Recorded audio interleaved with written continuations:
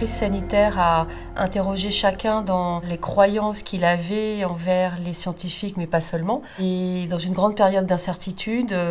il a été difficile de faire comprendre que les connaissances pouvaient évoluer, qu'on est tous partis en fait d'un niveau de connaissance zéro dans cette pandémie, une nouvelle maladie, une absence de traitement et un ébranlement de la confiance que chacun pouvait avoir en les scientifiques, en la connaissance médicale. Et retrouver des bases solides et de nouveau apporter confiance, ça a été une mission extrêmement difficile et peut-être que les scientifiques ont eu du mal à faire comprendre que les connaissances étaient évolutives et qu'on ne maîtrisait pas tous les éléments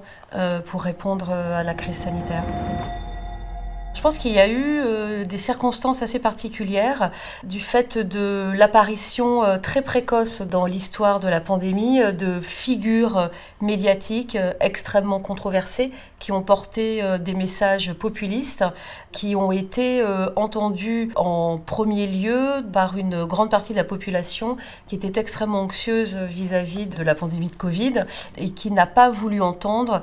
que ces messages populistes pouvaient en fait véhiculer de fausses informations. Et il y a donc eu une scission au sein de la communauté scientifique qui a été perçue de façon assez négative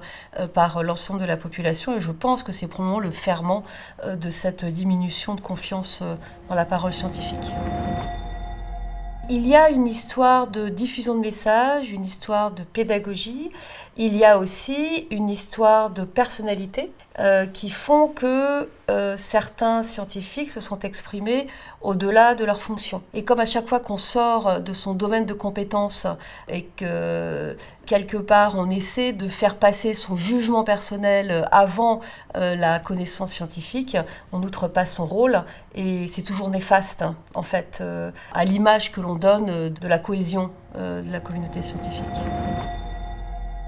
Peut-être réfléchir à une institution en particulier de diffusion de la connaissance scientifique qui passerait par le prisme de la revue par les pairs où on se met d'accord sur un socle commun d'informations scientifiques que l'on peut diffuser de façon pédagogique auprès de la population serait très probablement une bonne chose également.